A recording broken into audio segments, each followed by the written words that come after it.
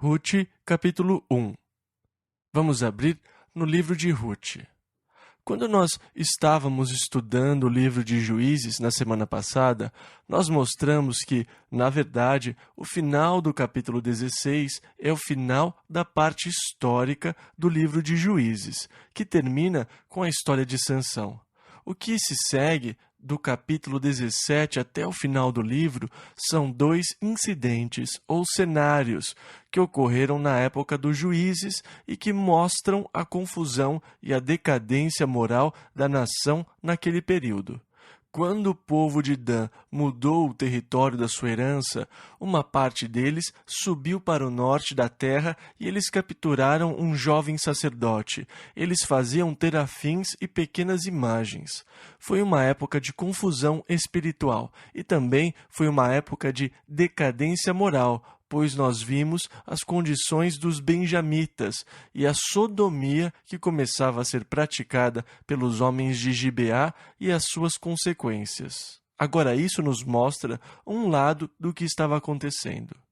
Outra história aconteceu e o livro de Ruth começa aqui, versículo 1. E sucedeu que, nos dias em que os juízes julgavam, e então, a história de Ruth é um apêndice do livro de Juízes, porque a história acontece durante o período em que os juízes julgavam sobre Israel. Agora, aquela foi uma época de confusão espiritual. Foi um período de apostasia e de declínio da moral. Mas no meio de tudo isso, Deus executou o seu plano nas vidas e nos corações abertos para Ele. E é sempre assim. Embora você possa ver as condições que uma nação ou um povo se encontre e diga, puxa, eles estão muito confusos, Deus está sempre operando o seu plano nos corações e nas vidas dos que estão abertos para Ele. Assim, aqui, nós vemos Deus trabalhando nesse período de declínio moral e de confusão. Deus operou de uma forma muito especial e o livro de Ruth nos dá a visão da obra de Deus. Agora, quando nós vivemos numa sociedade corrompida como a de hoje, muitas vezes a filosofia educacional usada ensina que os princípios morais da sociedade determinam a conduta certa e a errada. Portanto, tendo isso estabelecido como fato sociológico, olhamos ao nosso redor e, ao observarmos os princípios morais, podemos dizer, bem, todo mundo está fazendo e então deve estar certo. E este passa a ser o critério. É interessante que a Bíblia declara que, no princípio, criou Deus os céus e a terra. Agora, este é o relato bíblico da criação. Nos círculos educacionais e no nosso sistema educacional hoje, a filosofia humanística tem prevalecido. A filosofia humanística, em vez de dizer que Deus criou o homem, declara que o homem criou Deus para sua conveniência, porque ele precisava de algo em que acreditar. Ele precisava ter um guia de conduta moral, e então o homem criou a Deus. Eles dizem que, na verdade, a conduta moral do homem é determinada pelos princípios morais da sociedade. A Bíblia declara, no princípio, Deus criou o homem. A conduta moral eram padrões estabelecidos por Deus, que são absolutos. No humanismo, Deus foi criado, ou o homem criou Deus para sua conveniência.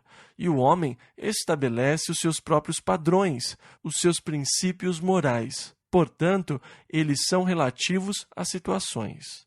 Agora, todos vocês, de alguma forma, foram afetados pela filosofia humanística que prevalece em todo o nível da nossa sociedade hoje. Existe o perigo de cair na armadilha de pensar, bem, todo mundo está fazendo, eu sou estranho ou eu estou em desarmonia porque eu não estou seguindo o mesmo padrão do mundo em que eu vivo. E para ser aceito, eu tenho que me juntar à multidão. Afinal de contas, se todo mundo está fazendo, não deve ter problema. Falso. Esta é a filosofia do humanismo expressada no existencialismo. Não, Deus tem padrões estabelecidos, sim.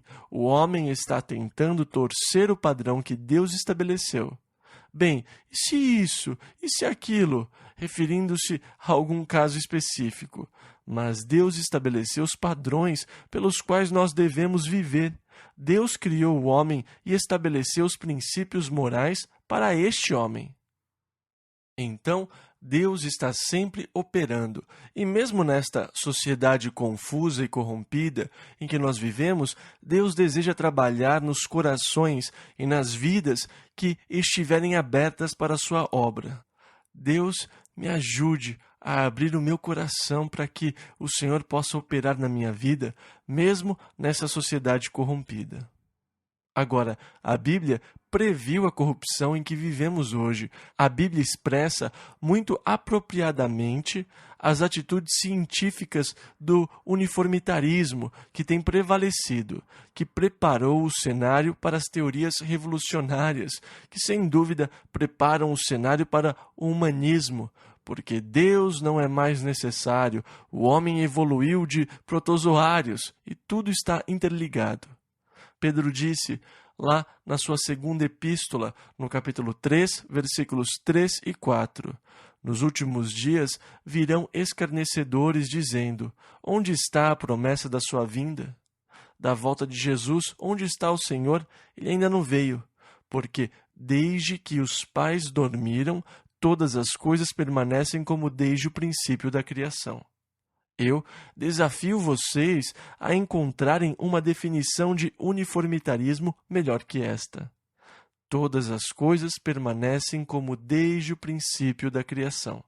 É exatamente isso o que o dogma ou a teoria do uniformitarismo declara. Todos os fenômenos que existiram na criação e a evolução do homem até os dias atuais podem ser observados no mundo hoje. Não houve nenhuma catástrofe, nenhuma mudança dramática e assim por diante. É interessante que Pedro tenha previsto esta teoria científica antes que ela fosse proposta. Na verdade, ele falou da sua maior falha. Eles voluntariamente ignoram isto, que pela palavra de Deus pereceu o mundo de então, coberto com as águas do dilúvio. Eles fecharam os olhos para isso, para o dilúvio universal, que é uma explicação muito melhor para a coluna geológica e para a própria geologia do que a teoria da evolução. A coluna geológica não prova a teoria da evolução. Na verdade, ela cria ainda mais dúvidas sobre a teoria da evolução, porque na coluna geológica existe uma total ausência de formas transitórias. Se as formas transitórias ou transicionais ocorreram durante os milhões de anos de evolução, certamente nós teríamos os fósseis, que mostrariam as formas transicionais. Então, a total ausência dos registros fósseis das formas transicionais levou os professores de Stanford a aparecerem com a teoria do pássaro mágico, que diz que uma cobra certa vez botou um ovo e dele saiu um pássaro. Esta, na verdade, é a teoria do monstro promissor. Ele tinha que inventar isso por causa da ausência das formas transicionais da coluna geológica. Agora, eles dizem que, em vez de mudanças graduais, subitamente no estado cambriano apareceram multidões de animais facetados em formas altamente desenvolvidas. Impressionante, é mágica. Então, nós estamos vivendo no período da sociedade em que a Bíblia chamou de tempos trabalhosos, quando o homem amaria mais os prazeres do que a Deus. Eles seriam cruéis, eles seriam incontinentes, quer dizer, defensores da liberdade sexual. E ele prossegue descrevendo a nossa sociedade dos dias de hoje. Quando Jesus se referiu a estas coisas, ele disse, lá em Mateus 24, versículo 12, e por se multiplicar a iniquidade, o amor de muitos esfriará. Mas no meio deste mundo perverso e torto, Deus ainda opera nos corações e nas vidas daqueles que estiverem abertos e se entregarem a Ele. E então, no período de Juízes, uma época muito parecida com hoje, quando os gays faziam passeatas declarando normalidade, declarando e divulgando as suas práticas em Gibeá, desfilando seu estilo de vida corrompido. Deus trabalhava, enquanto isso, no coração e na vida daqueles que estavam abertos a Ele. Agora, o livro de Ruth traz outra visão. Ele nos mostra como Deus pode operar e como Ele opera os seus propósitos na terra, mesmo sob circunstâncias adversas. Então, versículos 1 e 2. E sucedeu que, nos dias em que os juízes julgavam, houve uma fome na terra. Por isso, um homem de Belém de Judá saiu a peregrinar nos campos de Moabe, ele e sua mulher e seus 2 filhos. E era o nome deste homem Elimeleque, e o de sua mulher Noemi, e os de seus 2 filhos Malom e Quilion, efrateus de Belém de Judá. Agora, Efrata ficava na região de Belém. Assim como Santa Ana está situada no condado de Orange, Belém situava-se na região chamada Efrata. Então, eles eram chamados efrateus. Agora, os nomes são sempre interessantes porque os nomes geralmente são significantes para a história. Os nomes que eles davam para cada filho tinham significado. Dizem que os nomes têm significados e que você pode pesquisar o significado do seu nome em algum dicionário de nomes e ver o que ele quer dizer. O nome Elimeleque quer dizer meu Deus é rei. É um nome lindo. O nome de Noemi quer dizer agradável, um nome muito lindo também. Mas o nome Malom quer dizer franzino e o nome Quilion quer dizer definhado. Agora, normalmente, o nome da criança tinha a ver com as circunstâncias do seu nascimento. Quando Esaú nasceu, ele era todo coberto com pelos, por isso ele foi chamado cabeludo. A palavra Esaú quer dizer cabeludo. Como ele era um bebê peludo, aquele foi um bom nome. Quando seu irmão gêmeo nasceu, ele esticou a mão e agarrou o calcanhar do cabeludo. Eles disseram, vejam, ele é um agarrador de calcanhar. Então chamaram-no de Jacó, agarrador de calcanhar. Então, eles davam os nomes de acordo com as circunstâncias do nascimento. Provavelmente, Malom tenha nascido prematuro. Talvez fosse delicado e de saúde precária. Alguém disse, ele é franzino, ele é Malom. E escolheram o nome Malom, então franzino. Depois, quando seu irmão nasceu, ele também não parecia ser muito forte, e o chamaram definhado. Franzino e definhado. Não é à toa que eles morreram jovens. Eles eram franzinos e definhados. E naquela época, houve fome na terra de Belém. Houve uma seca, o que ocorre periodicamente naquele lugar. No ano passado, eles também tiveram uma seca. Eles ouviram dizer que a terra de Moabe era boa. Então, Elimeleque vendeu tudo e mudou-se com a esposa e filhos para Moabe, que fica num planalto, do outro lado da grande fenda, ou Vale do Rift, do Rio Jordão, do Mar Vermelho. Esse planalto, do outro lado, é uma grande área muito fértil. Então, eles se mudaram para Moabe. Enquanto eles estavam lá, Elimeleque morreu. Os rapazes casaram-se com moças moabitas. Um casou-se com uma moça chamada Orfa, o outro casou-se com uma moça chamada Ruth, e os 2 moços também morreram sem ter filhos. Versículo 8. Disse Noemi às suas noras, ide, voltai cada uma à casa de sua mãe, e o Senhor use convosco de benevolência, como vós usastes com os falecidos e comigo. E então, durante esse período de tragédia, as 2 moças mostraram ter muito caráter. Elas foram muito gentis a Noemi e a confortaram. Elas enfrentaram a tragédia muito bem.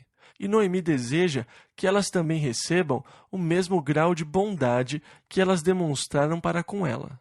Versículo 9. O Senhor vos dê que acheis descanso cada uma em casa de seu marido. Ou seja, que vocês encontrem bons rapazes e tenham uma feliz vida de casadas, que vocês encontrem outra pessoa e que tenham descanso na casa dos seus maridos. Ela as está encorajando. Meninas, vocês ficarão muito melhor longe. Vocês estarão melhor com as suas famílias. Vai ser melhor para vocês se casarem com outra pessoa. Mas as duas moças ainda ficaram com ela por um tempo. Elas choraram, mas depois Noemi disse, novamente, vejam, meninas, eu sou muito velha para ter outros filhos. Mesmo se eu tivesse a esperança de ter filhos, digamos que eu fosse casada e engravidasse amanhã. Vocês iriam querer esperar até que os meus filhos crescessem o suficiente para se casar? Elas não vão querer esperar. Isso não vai acontecer. Por isso, voltem para suas casas e encontrem maridos e casem-se com eles. Versículos 14, 16 e 17. Então, Orfa beijou a sua sogra. Ela disse adeus e voltou para a casa da sua mãe. Disse, porém, Ruth, estas lindas palavras, na verdade, não me instes para que te abandone e deixe de seguir-te, porque aonde quer que tu fores, irei eu, e onde quer que pousares, ali pousarei eu. O teu povo é o meu povo, o teu Deus é o meu Deus. Faça-me assim o Senhor, e outro tanto, se outra coisa, que não seja a morte, me separar de ti. Esta era a devoção de Ruth para com a sua sogra. Olha, escute, eu vou com você, não me peça para deixá-la, nem para abandoná-la, nem para voltar para a minha família. Para onde você for, eu vou também. Evidentemente, havia um vínculo lindo entre a nora e a sogra. Aonde quer que você for, eu irei. Onde quer que você pousar, eu pousarei. O seu povo será o meu povo, o seu Deus será o meu Deus. Faça-me o Senhor se outra coisa que não seja a morte nos separe. E assim elas voltaram para a terra. Versículos 18 e 19. Vendo Noemi que de todo estava resolvida a ir com ela, deixou de lhe falar. Assim, pois, foram-se ambas até que chegaram a Belém. Agora, quando elas chegaram em Belém, as pessoas disseram, Noemi voltou, mas ela disse, não me chamem Noemi. Vamos usar aqui a linguagem que eles usavam. Eles disseram, a agradável voltou. E ela disse, não me chamem de agradável. Versículo 20, chamai-me Mara, amarga, porque grande amargura me tem dado o Todo-Poderoso. Mara, amarga. Não me chamem agradável, me chamem de amarga, pois o Senhor tem me tratado com amargura. Agora, é interessante que ela culpa a Deus pelas tragédias. Grande amargura me tem dado o Todo-Poderoso. Parece haver uma inclinação natural para nós condenarmos Deus pelas nossas tragédias, especialmente pela morte. Por exemplo, quando Jesus chegou a Betânia, na época da morte de Lázaro, Lázaro estava muito doente e a sua irmã mandou uma mensagem urgente até onde Jesus estava. Ela dizia, venha rápido, aquele que o Senhor ama está muito doente. Mas Jesus ainda ficou no Jordão por 2 dias antes de partir para Betânia. Para a mensagem chegar da Betânia até o Jordão, são 2 dias.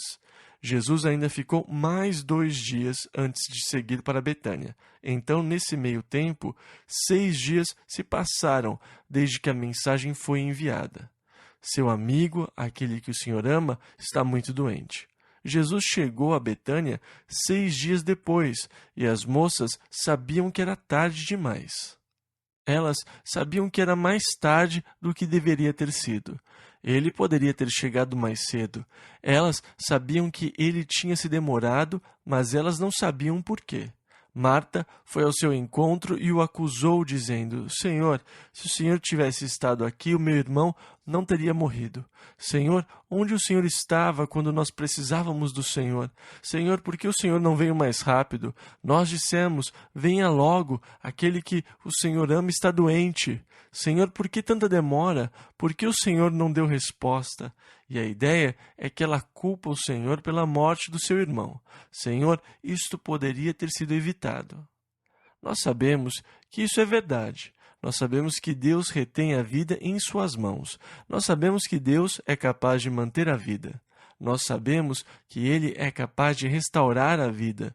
Nós sabemos que os dias do homem são determinados por Deus. Por isso, há uma tendência para culpar Deus pela morte, e de certa forma isso está certo. Mas, por outro lado, nós ficamos amargos porque fazemos uma ideia errada da morte como sendo o fim. Ah, ele tinha a vida toda pela frente, tudo estava dando certo para ele. Ah, que pena! Eu ouvi isso muitas vezes quando meu irmão mais novo morreu. Bonitão, charmoso, alto, tudo estava indo bem na sua vida. Ele tinha ótimo tino para os negócios, fazia investimentos e tinha muitas empresas. Ele comprou um avião para poder ir e voltar mais rápido dos negócios. Ele caiu com o seu avião. As pessoas diziam: "Ah, que pena! Ele tinha a vida toda pela frente, que pena!" Que pena! Ele chegou lá antes de mim. Quando eu chegar, ele já vai conhecer cada pedaço do céu. Vai levar um tempo para eu alcançá-lo. Ele está com o Senhor. O que tem de ruim nisso? Ele está no reino de Deus. Por que isso é triste? O triste é que eu sinto saudades dele. O triste é que eu sinto falta da diversão que nós tínhamos juntos. Ele era uma pessoa muito animada. Ele costumava fazer loucuras e palhaçadas e coisas emocionantes. Eu sinto falta disso. Eu lamento o que eu perdi, mas eu não lamento por ele. Eu tenho inveja por ele estar com o Senhor. Que glorioso não ter que se preocupar com, a gasolina, com contas e com tudo mais que nós temos. Que maravilhoso! Eu vou encontrá-lo um dia desses. Mas nós temos a atitude errada em relação à morte. Nós olhamos para essa vida e pensamos: "Ah, essa vida é tão preciosa, é maravilhosa, agarre-se a ela." Mas isso é por causa da nossa incerteza sobre a vida que ele nos prometeu, por causa da nossa falta de fé. Não me chame agradável, me chame amarga. Que triste. É triste quando você se torna amargo por causa de alguma experiência, porque o que a amargura faz é machucar você. Nós somos exortados a tomar cuidado com a raiz da amargura nas nossas vidas, por causa do efeito que ela pode ter. As raízes de amargura podem produzir fruto na sua vida. A amargura é uma atitude que eu escolho por causa da circunstância que eu enfrento. Eu não tenho que me tornar amargo, eu escolho me tornar amargo. Porque há pessoas que passam pelas mesmas circunstâncias e se tornam pessoas melhores, porque elas aprenderam a se entregar e a confiar em Deus mais ainda. Elas dizem: "Bem, está tudo nas mãos de Deus, eu pertenço a Deus. Ele vai me dar força e vai me capacitar." Estas pessoas, na verdade, tornam-se melhores. Algumas das pessoas mais incríveis que eu conheço são pessoas que sofreram incessantemente durante as suas vidas. E através do sofrimento ocorreu um amadurecimento de caráter que não se compara ao de outras pessoas que nunca experimentaram sofrimento nem dor. Por causa da dor e da tristeza, as raízes acabam aprofundando-se em Deus e a vida torna-se mais bela, mais forte, mais poderosa. Ou você pode criar raízes de amargura e a sua vida se tornará amarga, fechada e tensa. É triste quando alguém se entrega à amargura. Tudo depende de como você vê a situação. Eu posso olhar para ela e me tornar amargo e dizer: "Se Deus me ama, por que Ele permitiu que isso acontecesse comigo?" A minha vida se torna tensa e eu fico fechado. As minhas veias se contraem e não há mais nada fluindo. A minha vida se torna tensa. Eu começo a sofrer fisicamente os seus efeitos. Ou eu posso dizer: "Bem, o Senhor deu, o Senhor tomou, louvado seja o nome do Senhor." Todas as coisas cooperam para o bem. Deus tem um plano e Ele me ama. E eu sei que Ele está cuidando de mim. O que quer que seja, é Deus operando na minha vida. Glória a Deus. Deus, o Senhor sabe o que eu preciso para resolver esse problema. Se o Senhor está procurando me moldar segundo a sua imagem, opere a sua perfeita obra na minha vida. Eu posso me tornar uma pessoa melhor, uma pessoa aberta e cheia do amor de Deus. Eu posso deixar fluir frutos maravilhosos de amor, fé e esperança aos outros. Naquela hora, Noemi estava reagindo da maneira errada. Não me chame de agradável, me chame de amarga. Que triste isso, né? É triste quando você permite que as circunstâncias da sua vida amarguem os seus sentimentos e você se torne amargo em relação a Deus e as circunstâncias da vida. Noemi achava que estava tudo acabado. Ela achava que aquele era o fim. Ela não sabia o plano que Deus estava executando. Ela disse, versículos 21 e 22, cheia parti, porém vazia o Senhor me fez tornar. Por que, pois, me chamareis Noemi? O Senhor testifica contra mim, e o Todo-Poderoso me tem feito mal. Assim Noemi voltou, e com ela Rute, a Moabita, sua nora, que veio dos campos de Moabe, e chegaram a Belém no princípio da colheita das cevadas.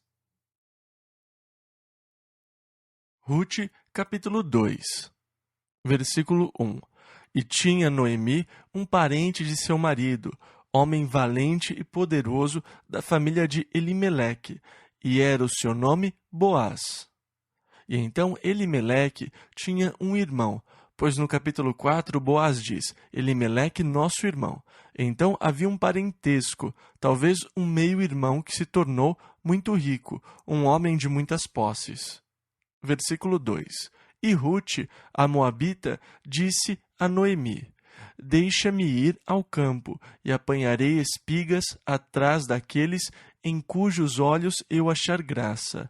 E ela disse, vai, minha filha. Agora, Deus tinha deixado nas leis uma provisão para os pobres. Havia leis para o seguro social naqueles dias. Eu acho que elas eram muito melhores do que as de hoje.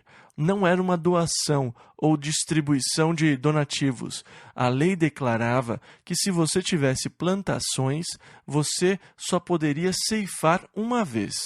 Você não poderia passar uma segunda vez para colher. Você só tinha uma chance para colher a sua safra.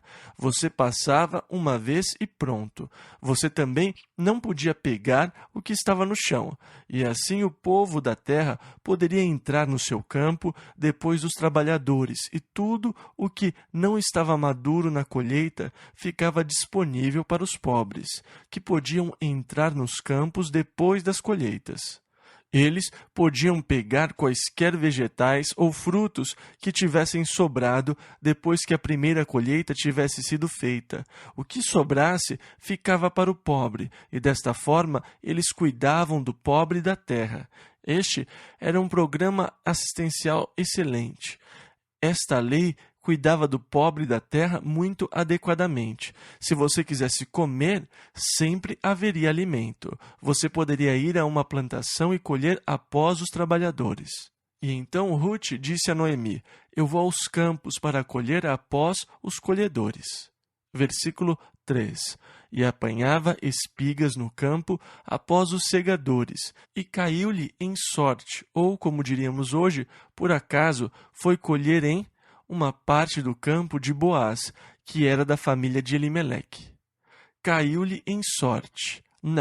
Não foi sorte, nada acontece por sorte. Quando nós contamos alguma coisa, nós dizemos, sabe, foi a mais estranha coincidência. Mas, na verdade, quando você é filho de Deus e quando a mão de Deus está sobre a sua vida, não há coincidências.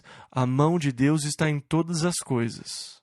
Agora, quando Deus guia as nossas vidas, de alguma forma nós achamos que para Deus me guiar tem que haver um acontecimento místico ou sobrenatural. Você tem que entrar num semitranse, depois uma névoa surge ao seu redor e você ouve uma voz ecoando que diz, vá para a esquerda. Você espera que Deus o guie através de algum caminho místico, quando na verdade Deus o guia por meio de caminhos naturais. Você diz, bem, por acaso eu estava lá naquela hora. Nas últimas semanas, a minha esposa tem me perguntado sobre um médico que esteve conosco em Israel ano passado e que ajudou quando ela quebrou o braço. Ela disse, eu estou preocupada com ele. Será que está tudo bem? Nós não tivemos mais notícias deles. Nós mandamos um cartão de Natal, mas não tivemos notícias. O que será que aconteceu? Eu gostaria de saber se eles estão bem. Você sabe dele? Não, eu não sei dele. Bem, eu gostaria de saber como eles estão. Ela vem me perguntando isso há algumas semanas. Bem, as senhoras da igreja do meu filho fizeram um retiro 2 finais de semana atrás e Kay foi ministrar para as senhoras. Como a poeira do lugar a estava afetando, ela decidiu não almoçar no acampamento e foi a um pequeno restaurante lá perto. Ela estava comendo e quem entra no restaurante? A esposa do médico, que estava de passagem e decidiu entrar. Eu queria comprar uma das especialidades da padaria que eles têm. E então, no impulso, ela entrou para comprar alguma coisa na padaria. Foi por acaso, sabe? Não, essas coisas não acontecem por acaso. Deus está no controle, Deus está guiando e Deus reúne os eventos. Mas as coisas acontecem tão naturalmente que você não reconhece que é a mão de Deus. Deus nos conduz de maneira muito natural. É um pensamento, um impulso, uma ideia que surge. Ou pode ser uma inspiração. Eu estou com vontade de comer pamonha. Eu tenho que comer uma pamonha. Onde vamos então? Bem, nós podemos ir em tal lugar. Na verdade, Deus está unindo as circunstâncias. Você vai até lá e o plano de Deus se manifesta. Ele está dirigindo e tudo parece ser por acaso, mas não é. As coisas não acontecem por acaso. Deus está no controle. Lá no Salmo 37, versículo 23, nós lemos: Os passos de um homem bom são confirmados pelo Senhor e deleita-se no seu caminho. Se você reconhecê-lo, Deus conduzirá o seu caminho. Agora, olhando do nosso ponto de vista, nós dizemos: bem, por acaso ela entrou no campo de Boaz. Mas, na verdade, Deus a segurou pela mão e a conduziu até o campo. Ela estava se perguntando: onde é que eu vou colher? Puxa, tudo é novo para mim. Eu não conheço nada por aqui. Tem umas moças ali, eu vou segui-las. Deus estava conduzindo o seu caminho. É maravilhoso o modo como Deus conduz as nossas vidas. É glorioso o modo como Deus conduz os nossos caminhos quando nós nos entregamos a Ele. Antes de sair da cama de manhã, eu digo: Senhor, o dia de hoje é seu, a minha vida é sua. Me conduza de acordo com o que o Senhor tem para mim. Dirige a minha vida hoje, Senhor. Eu não tenho planos tão rígidos que não possam ser mudados. Coloque o que o Senhor quiser no meu caminho. Eu quero estar aberto para o Senhor hoje.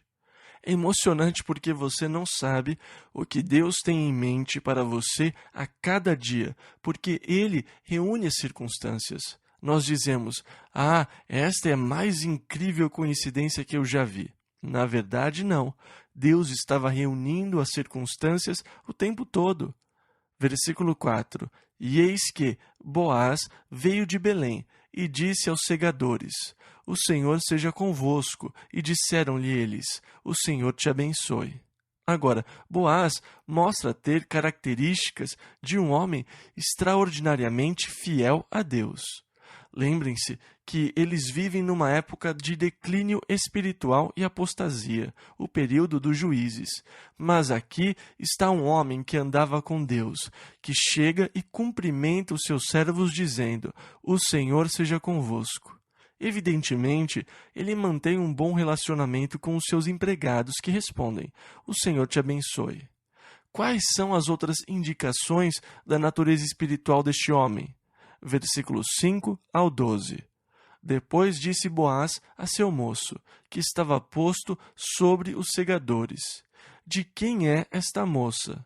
Ou seja, de onde ela surgiu? E respondeu o moço, que estava posto sobre os segadores, e disse: Esta é a moça moabita, que voltou com Noemi dos campos de Moabe. Disse-me ela: Deixa-me, eu lhe peço, colher espigas e ajuntá-las entre as gavelas após os segadores. Assim ela veio, e desde pela manhã está aqui até agora, a não ser um pouco que esteve sentada em casa. E então disse Boaz a Rute: Ouve, filha minha, não vás colher em outro campo, nem tampouco passes daqui. Porém aqui ficarás com as minhas moças. Os teus olhos estarão atentos no campo que cegarem, e irás após elas. Não dei ordem aos moços que não te molestem? Tendo tu sede, vai aos vasos e bebe do que os moços tirarem. E então ela caiu sobre o seu rosto e se inclinou à terra e disse-lhe: Porque achei graça em teus olhos para que faças caso de mim, sendo eu uma estrangeira? E respondeu Boaz e disse-lhe: Bem, se me contou quanto fizeste a tua sogra depois da morte de teu marido, e deixaste a teu pai e a tua mãe, e a terra onde nasceste, e vieste para um povo que antes não conheceste. O Senhor retribua o teu feito, e te seja concedido pleno galardão da parte do Senhor, Deus de Israel, sob cujas asas te vieste abrigar. Essa cena é maravilhosa. Eles se encontraram e ele diz a Ruth: Escute, fique neste campo com as minhas moças, siga-as. Não vá a outros campos. Quando você tiver sede, pode beber das vasilhas que os rapazes encherem. E Ruth fica maravilhada com a bondade dele. Ela é uma estranha lá, e então ela disse: Por que você está me tratando com tanta bondade? Eu sou uma estrangeira. E ele disse: Eu sei tudo sobre você. Eu sei da sua bondade com Noemi. Eu ouvi falar da sua decisão de vir para esta nova terra e de ficar sob o cuidado de Jeová. E então ele diz essas palavras lindas: que Jeová a recompense pelo que fez, que o Senhor recompense a sua decisão e que você receba pleno galardão do Deus de Israel, sob cujas asas você veio se abrigar. O povo era muito próximo da natureza. Eles eram pessoas da terra. Por isso, eles retratam Deus usando imagens da terra. Uma das figuras que eles usavam para mostrar o cuidado amoroso e protetor de Deus para com os seus filhos era como uma galinha que se preocupa com os seus pintinhos.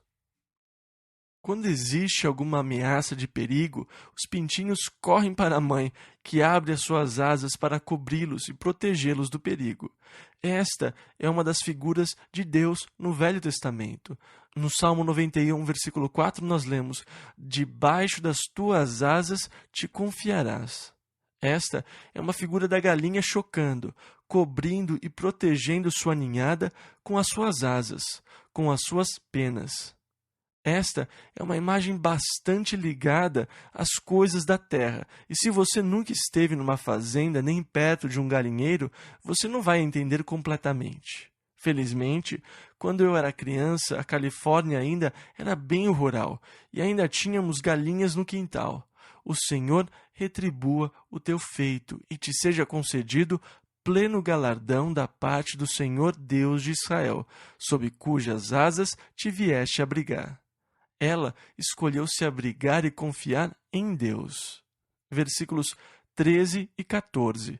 E disse ela: Ache eu graça em teus olhos, Senhor meu, pois me consolaste e falaste ao coração da tua serva, não sendo eu ainda como uma das tuas criadas. E sendo já hora de comer, disse-lhe Boaz: Achega-te aqui e come do pão e molha o teu bocado no vinagre. E ela se assentou ao lado dos segadores, e ele lhe deu do trigo tostado, e comeu, e se fartou, e ainda lhe sobejou. E então Boaz demonstra um claro interesse por ela, dando-lhe trigo tostado. Ele a convida para comer e mostra cuidado, proteção. Versículo 15 ao 23. E, levantando-se ela a colher, Boaz deu ordem aos seus moços, dizendo: Até entre as gavelas deixai-a colher, e não a censureis. Ou seja, se ela acabar indo para algum lugar que ela não deveria ir, não gritem com ela, deixem que ela vá. E deixai cair alguns punhados, e deixai-os ficar para que os colha.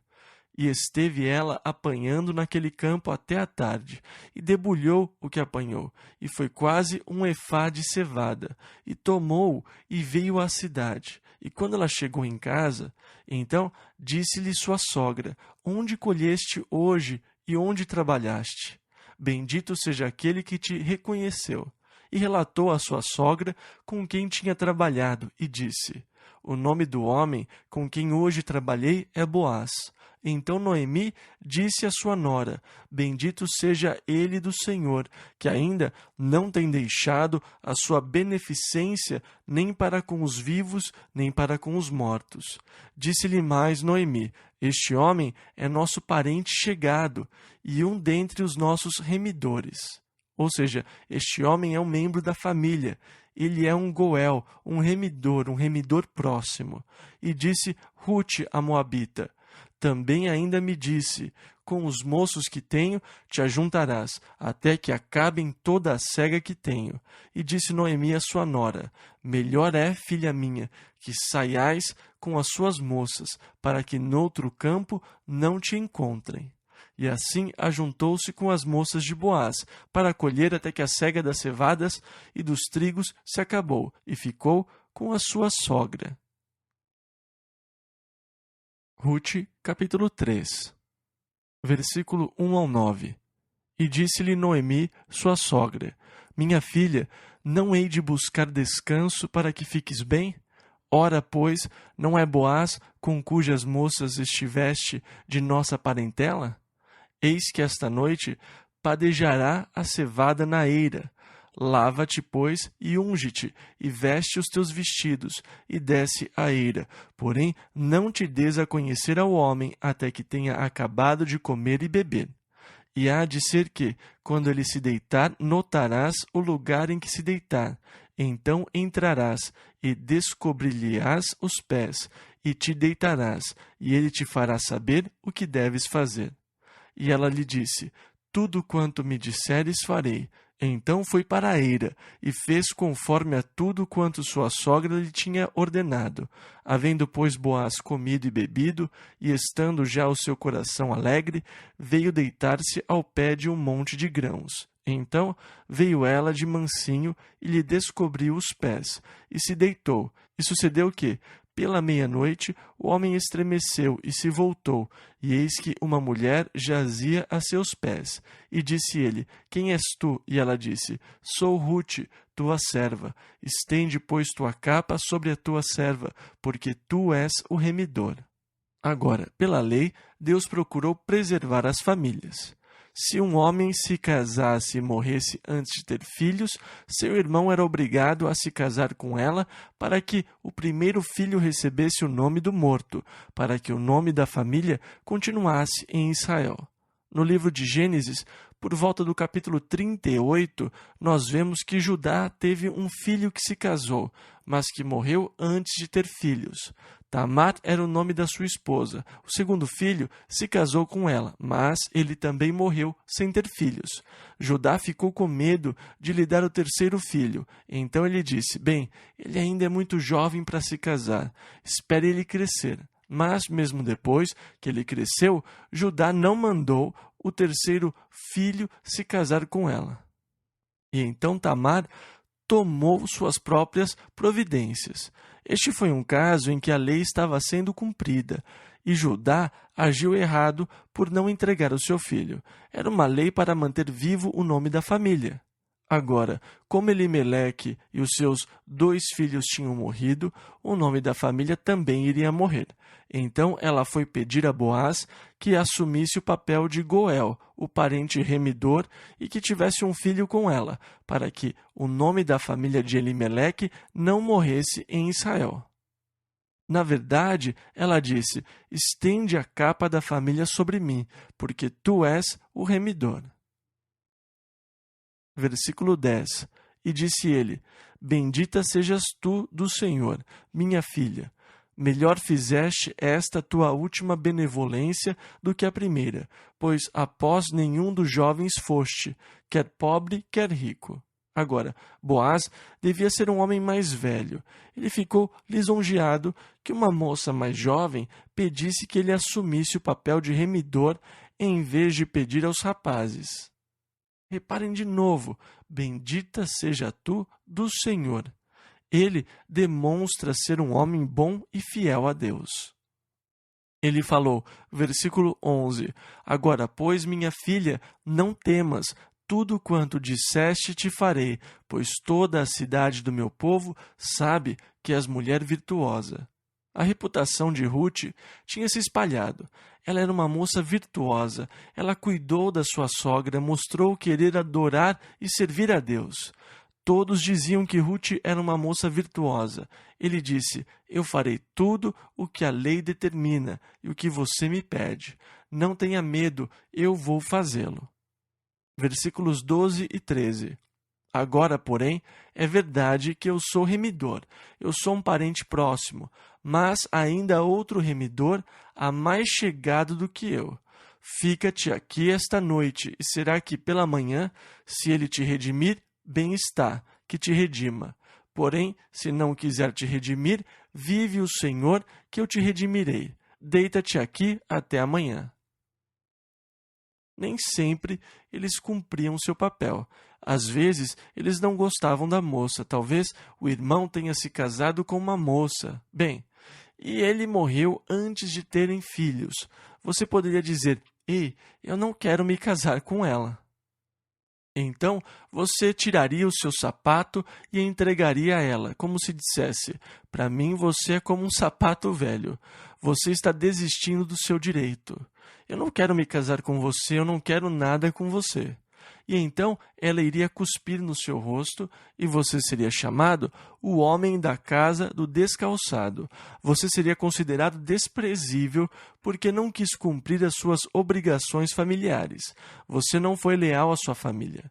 E então, este é o ritual que às vezes eles praticavam. O sujeito não queria cumprir a lei. Eu não quero me casar com ela. Eu não quero nenhum compromisso com ela. Não estou interessado. Ele tirava o sapato e entregava a ela. Boaz falou: Ruth, não se preocupe, eu o farei. Mas tem um problema. Existe outro parente mais próximo que Boaz e que tem prioridade para ser o remidor. Se ele quiser, ótimo. Mas se ele não quiser ser o remidor, eu o serei. Eu vou ter esse filho, e eu me casarei com você, e eu cumprirei esta obrigação. Por isso, não se preocupe, de jeito ou de outro, tudo vai dar certo. Ele disse: deite aqui até amanhã. Versículo 14 ao 18. Ficou-se, pois, deitada a seus pés até pela manhã, e levantou-se antes que pudesse um conhecer o outro. Em outras palavras, estava tão escuro que não era possível reconhecer ninguém. Porquanto, ele disse: não se saiba que alguma mulher veio à eira. Disse mais: dá-me a capa que tens sobre ti, e segura. E ela a segurou, e ele mediu 6 medidas de cevada, e lhe-as pôs em cima. Então foi para a cidade, e foi a sua sogra. Ainda estava escuro, e Noemi disse: como foi, minha filha? E ela lhe contou tudo quanto aquele homem lhe fizera. Disse mais: estas 6 medidas de cevada me deu, porque me disse: não vás vazia a tua sogra. E então disse ela. E Noemi já era vivida e era muito sábia. Ela disse: espere, minha filha, até que saibas como irá o caso, porque aquele homem não descansará até que conclua hoje este negócio. Ruth, capítulo 4, versículo 1 ao 4.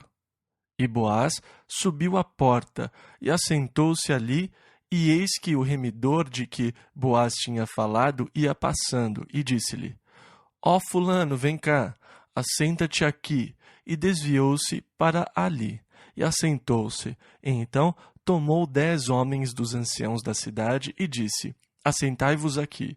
E assentaram-se. Então disse ao remidor: aquela parte da terra que foi de Elimeleque, nosso irmão, Noemi, que tornou da terra dos Moabitas, está vendendo. E eu resolvi informar-te disso e dizer-te: compra diante dos habitantes e diante dos anciãos do meu povo. Se a hás de redimir, redime-a, e se não a houveres de redimir, declara-mo, para que o saiba. Pois outro não há senão tu que a redima, e eu depois de ti. E então disse ele: eu a redimirei. Agora, Outra lei judaica declara que quando você vende uma parte da terra, existe uma cláusula de reversão que lhe dá o direito a comprar a terra de volta dentro de um espaço de tempo. Normalmente, eles escreviam a escritura num rolo, depois selavam o rolo. E depois do tempo especificado, a cláusula de reversão dizia que quando chegasse o momento do resgate, você poderia levar a escritura e romper os lacres, e diante dos anciãos da cidade, você mostraria que tem o direito e a competência de comprar a terra de volta. Você sempre poderia comprar de volta sua propriedade. Havia uma cláusula em toda a venda sobre o direito de comprá-la de volta. Sob a lei judaica, se você fosse pobre e não pudesse comprar a terra de volta no momento do resgate, alguém da sua família poderia comprar a terra para que ela continuasse na família, porque Deus queria preservar a herança das famílias em Israel. E então o parente mais próximo poderia chegar e comprar a sua parte no seu lugar, na hora da compra ou da reaquisição da terra. E então, quando Noemi e Elimeleque mudaram-se para Moabe, eles venderam sua terra e, de acordo com a cláusula de reversão, tinha chegado a hora. A terra estava à venda, era a hora de resgatá-la. Então ele disse: Noemi está pronta para vender a sua terra, pois ela não pode resgatá-la. O direito de resgate é seu, e se você quer resgatá-la, resgate-a. Se não quiser, depois de você, eu sou o próximo a resgatá-la. O que você quer fazer? O homem disse: eu a redimirei. Versículo 5. Disse, porém, Boaz: no dia em que comprares a terra da mão de Noemi, também a comprarás da mão de Rute, a moabita, mulher do falecido, para suscitar o nome do falecido sobre a sua herança. Em outras palavras, você vai ter que se casar com Rute e ter um filho, para que o nome da família possa continuar. E o homem disse: isso estragaria a minha própria herança, porque ele já devia ser casado e ter filhos e tudo pronto para receberem a herança. E ele falou: a minha esposa não iria gostar disso, não vou poder resgatá-la. E ele disse a Boaz: por que você não a resgata? Boaz ficou muito feliz com o rumo dos acontecimentos. Versículo 6. Então disse o remidor: para mim não a poderei redimir, para que não prejudique a minha herança. Toma para ti o meu direito de remissão, porque eu não a poderei redimir. Agora, naquela época, havia um costume. Esse costume desapareceu, mas recentemente uma senhora em Israel tentou fazer seu cunhado cumprir esta lei antiga porque o seu marido tinha morrido. Ela tentou fazê-lo se casar com ela e cumprir a antiga lei. Ele se recusou e ela processou o pobre coitado, insistindo que ele tirasse o sapato e que ela cuspisse no seu rosto. Então, em Israel, eles passavam por esse ritual, mas o costume desapareceu com o tempo. Aqui ele fala que esse ritual era praticado desde muito tempo. Então, o livro de Rute foi escrito algum tempo mais tarde. E este é o registro, versículo 7 ao 10. Havia, pois, já de muito tempo este costume em Israel, quanto à remissão e permuta, para confirmar todo o negócio. O homem descalçava o sapato e o dava ao seu próximo, e isto era por testemunho em Israel. Então o sujeito tirou o sapato e o entregou a Boaz. Disse, pois, o remidor a Boaz: toma para ti. E descalçou o sapato. Então Boaz disse aos anciãos e a todo o povo: sois hoje testemunhas de que tomei tudo quanto foi de Elimeleque, e de que também tomo por mulher a Rute, a moabita, que foi mulher de Malom, para suscitar o nome do falecido sobre a sua herança, para que o nome do falecido não seja desarraigado dentre seus irmãos e da porta do seu lugar. Disto sois hoje testemunhas. Então eu comprei tudo o que pertencia a Noemi, a Elimeleque, a Malom e a Quilion. E eu também tomei Rute para ser minha esposa. Agora, este é um fato interessante. Boaz comprou a terra por causa do amor por Ruth, para que ele pudesse ficar com a noiva. O seu principal interesse não era o campo. Ele era um homem muito rico. Ele não precisava de mais uma plantação.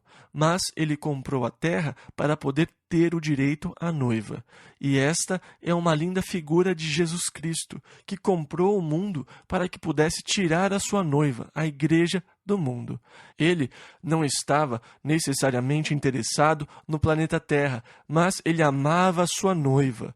Jesus comprou o mundo para poder tomar o seu tesouro.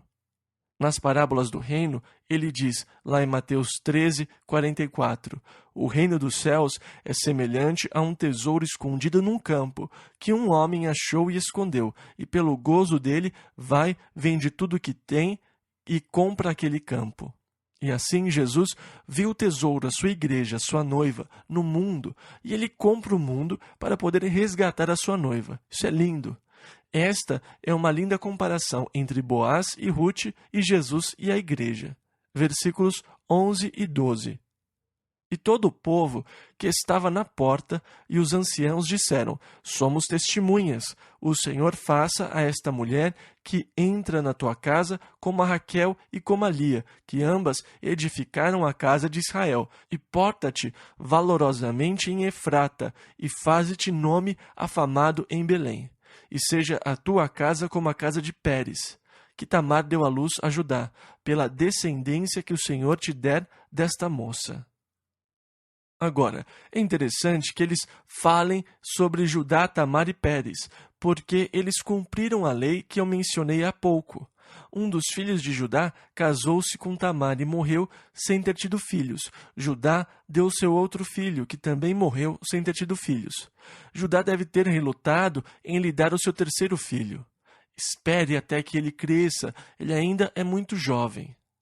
Ela esperou, mas depois de um tempo, Judá não lhe tinha dado seu terceiro filho. Então, como eu disse, Tamar tomou suas próprias providências. O que ela fez foi, primeiro, vestir-se como uma prostituta, e depois ela foi se sentar no caminho por onde Judá passava. Ela estava toda coberta por um véu, com uma roupa de prostituta, e Judá pensou que ela realmente fosse uma. Então ele faz a proposta. E ela disse, bem, o que eu vou receber em troca? Ele falou, depois eu lhe mando um cabrito do meu rebanho. Ela falou, mas como eu vou saber que você vai me pagar? Ele disse, bem, eu lhe deixo o meu anel como penhor. Ele foi a Tamar, teve relações com ela e deixou o seu anel como garantia de que mandaria um cabrito. Foi isso o que ele propôs. Depois, Tamar tirou as roupas de prostituta, voltou para casa e ela engravidou dele. Judá mandou seu servo de volta com o cabrito para buscar o anel. O rapaz procurou, mas não havia nenhuma prostituta no lugar em que Judá disse que ela estaria. O jovem perguntou aos outros homens, onde está a prostituta que fica aqui? E eles disseram, nenhuma prostituta fica aqui. Ele voltou a Judá e disse, olha, eu não consegui encontrá-la, e disseram que nenhuma prostituta faz ponto por lá. E Judá disse, deixe para lá. Depois vieram contar a Judá que sua nora, Tamar, estava grávida. Ele disse, tragam-na aqui, e nós vamos apedrejá-la. Ela foi até lá e mostrou o anel. Ela disse, eu estou grávida do dono deste anel.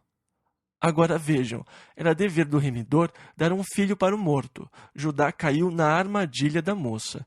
Ele reconheceu a retidão da moça, dizendo, mais justa é ela do que eu, porquanto não a tenho dado a Selá, meu filho.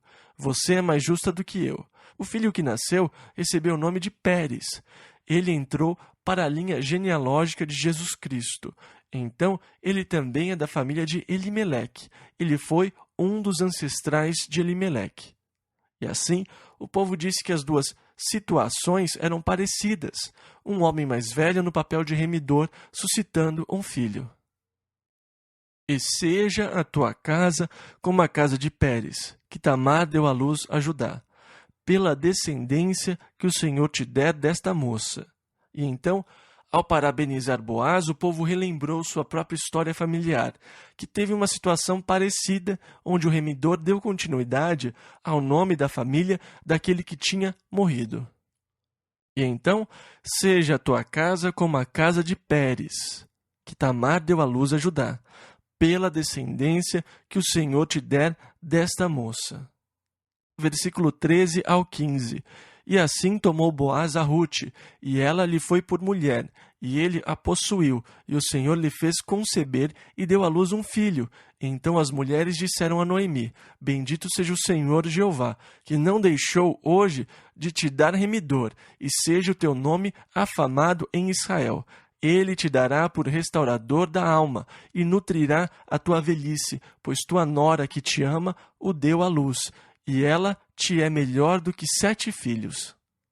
Então, Noemi, que tinha dito, chame-me amarga, agora está experimentando as bênçãos e a alegria de ter um neto, sabendo que o nome da família não iria morrer. Elas dizem, ele te será por restaurador da alma, e nutrirá a tua velhice. Versículos 16 e 17. E Noemi tomou o filho e o pôs no seu colo, e foi sua ama. Na verdade, ela amamentou o seu neto, o que era uma coisa muito comum naqueles dias. E as vizinhas lhe deram um nome, dizendo, a Noemi nasceu um filho, e deram-lhe o nome de Obed, que quer dizer adorador. Este é o pai de Jessé, pai de Davi. Então ele foi avô de Davi, que se tornaria o rei de Israel. Esta é a sua família. Versículo 18 ao 22. Estas são, pois, as gerações de Pérez. Pérez gerou a Esrom, e Esrom gerou a Rão, e Rão gerou a Aminadab, e Aminadab gerou a Naasson, e Naasson gerou a Salmão, e Salmão gerou a Boaz, e Boaz gerou a Obed. E Obed gerou a Jessé, e Jessé gerou a Davi. Então, 10 gerações estão listadas, de Pérez a Davi.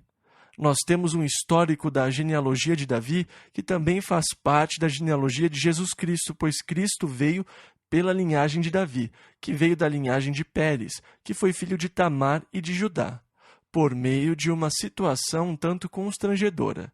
E aqui você tem uma moabita, povo que era amaldiçoado por Deus em relação aos filhos de Israel. Os moabitas não podiam entrar na casa de Deus até a 10ª geração. E aqui, por acaso, nós temos 10 gerações relacionadas até Davi.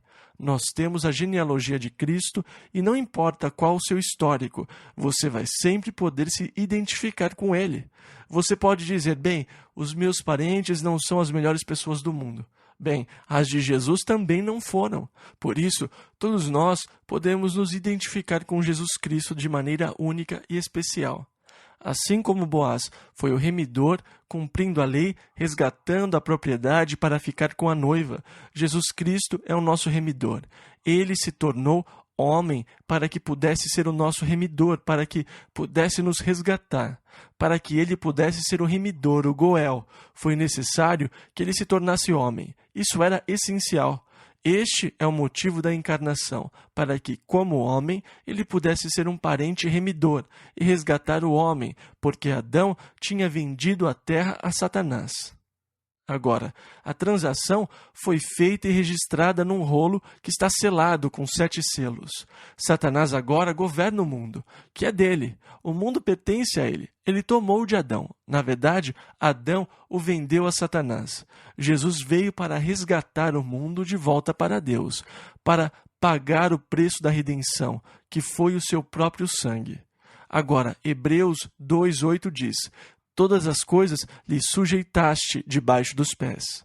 Mas nós ainda não vemos todas as coisas sujeitas a Jesus Cristo. Nós ainda não vemos tudo estabelecido como será na era do reino. Mas nós vemos Jesus, que foi feito um pouco menor que os anjos, para que ele pudesse passar pela morte. Coroado com glória e honra, ele espera pelo dia em que a terra será resgatada de volta a Deus. Agora, por um período de tempo na história de Israel, Saul foi o rei. Por causa da sua desobediência a Deus, Deus disse a Samuel: vá à casa de Jessé para ungir um dos seus filhos para ser o próximo rei.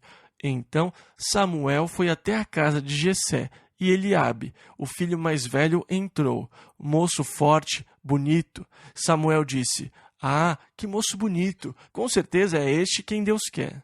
E Deus disse: Não, não. Você olha para a aparência exterior, mas eu vejo o coração. E então, um a um, Jessé desfilou os seus filhos. Mas o Senhor não escolheu nenhum deles. Finalmente, Samuel disse: Já foram todos? Eu ainda tenho um, mas ele é um menino. Ele está cuidando do rebanho. Eu não achei que ele contasse. Bem, mande trazê-lo. Ele saiu e assobiou. Davi foi correndo, todo sujo e suado. O Senhor disse a Samuel: É este. Samuel tomou o chifre com azeite e derramou óleo sobre a cabeça de Davi. E o menino ficou em pé, com o óleo escorrendo na sua cabeça, sem saber o que estava acontecendo. Mas Deus ungiu o rei sobre Israel. Agora, o que aconteceu? Por acaso, subitamente, Saul abdicou o trono e Davi passou a sentar-se nele? Não, não foi isso. Saul começou a querer destruir Davi. Ele tentou matá-lo e chegou a expulsá-lo da terra. Pois Saul tentou agarrar-se ao trono, que não era mais seu por direito. Ele fez de tudo por força a se agarrar ao que não mais lhe pertencia. Agora, nós temos a sequência disto.